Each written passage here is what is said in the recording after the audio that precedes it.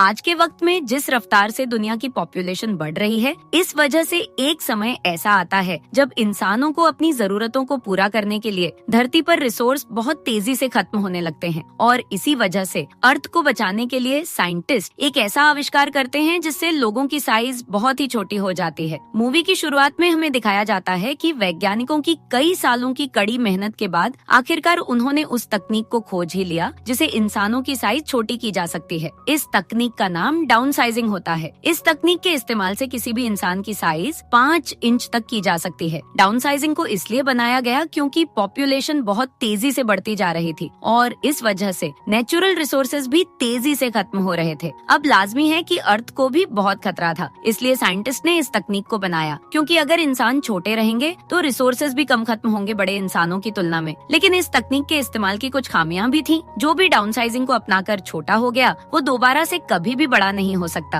और उनके आने वाली जनरेशन भी छोटे ही रहेंगे जैसे कि वो हैं अभी। तकनीक की बात पूरी दुनिया भर में फैल जाती है। कुछ लोग इससे बहुत खुश होते हैं तो कुछ इसका विरोध करते हैं। जिन्हें इस तकनीक में दिलचस्पी होती है वो अपने ऊपर इस तकनीक को अप्लाई करते हैं और छोटे हो जाते हैं। छोटे हुए सभी लोग अपनी जिंदगी में बहुत खुश होते हैं। इसके बाद हम एक कपल को दिखाया जाता है। ये एंड्रिया और उसका पति पॉल है। ये अपनी जिंदगी में काफी परेशान होते हैं। इनकी हालत बहुत ही खराब होती है। फिर एक दिन इन्हें भी इस तकनीक के बारे में पता चलता है और अब ये भी इस तकनीक को अपनाना चाहते हैं, पर कुछ चीजों को सोचकर ये इसे टाल देते हैं। पॉल की जिंदगी में आए दिन नई नई मुसीबतें आती ही जाती हैं। उनकी परेशानियां पहले से भी ज्यादा बढ़ चुकी होती हैं। फिर एक दिन ये एक पार्टी में जाते हैं जहां वो अपने एक दोस्त और उसकी वाइफ को देखते हैं जो इस तकनीक को यूज करते हुए छोटे हो चुके थे और अपनी जिंदगी बहुत ही अच्छे तरीके से बिता रहे थे। वो इस पार्टी में एक छोटे से ग्लास बॉक्स में आते हैं और लोगों को अपनी छोटी जिंदगी के बारे में बताते हैं। पॉल अपने फ्रेंड से इस बारे में काफी बात करता है। ब्रेक बताता है कि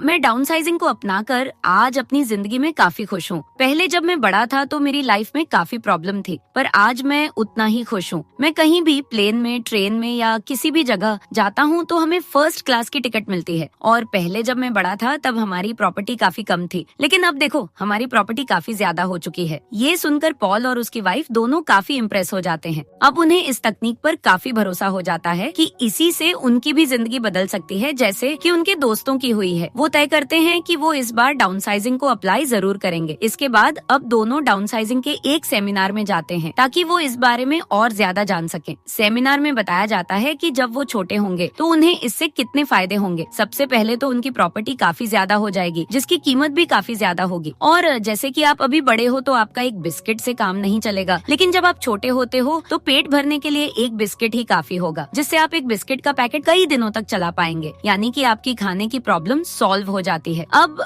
एक लेडी पॉल की प्रॉपर्टी देखकर उसे बताती है कि जब आप छोटे हो जाएंगे तो आपकी प्रॉपर्टी 200 मिलियन की हो जाएगी। ये सुनकर दोनों काफी खुश हो जाते हैं, लेकिन उनके सामने यह दिक्कत थी कि अगर वो एक बार छोटे हो गए तो वो दोबारा से कभी भी बड़े नहीं हो पाएंगे और इससे ये होगा कि उनके रिलेटिव से उनके रिश्ते हमेशा के लिए टूट जाएंगे क्योंकि वो तो बड़े ही रहेंगे। और साथ ही अगर उनकी बॉडी में किसी भी तरह की आर्टिफिशियल चीज लगी होगी, जैसे कि टूटे हुए पैर में रॉड लगे होंगे या दांत लगे होंगे, उन्हें भी निकाल लिया जाएगा क्योंकि इसमें सिर्फ ह्यूमन बॉडी ही छोटी होगी, इसके अलावा कुछ भी नहीं। और अगर उन्होंने ऐसा नहीं किया तो उनकी मौत भी हो सकती है। पॉल के दांत में एक मेटल लगा हुआ था, इसलिए वो अपने उस दांत को निकलवा देता है। इसके बाद साइंटिस्ट डाउन साइजिंग अप्लाई कराने वाले सभी लोगों के शरीर से सारे बाल रिमूव कर लेते हैं। इसमें पॉल भी होता है। ये होने के बाद एक आखिरी बार पॉल और एंड्रिया एक दूसरे से मिलते हैं और एक दूसरे को गुड बाय करते हैं और कहते हैं कि अब हम अपने छोटे साइज में ही एक दूसरे से मिलेंगे। पॉल को एक चैम्बर में डाल दिया जाता है और एक रूम में ले जाया जाता है। यहाँ पर पहले से बहुत सारे लोग इसके लिए तैयार लेटे होते हैं। अब सभी के आ जाने के बाद डॉक्टर एक बटन को प्रेस कर देता है और डाउन साइजिंग का प्रोसेस चालू हो जाता है और देखते ही देखते वहाँ जितने भी लोग थे वो सब के सब छोटे हो जाते हैं। पॉल छोटा होकर अपने बिस्तर पर लेटा होता है।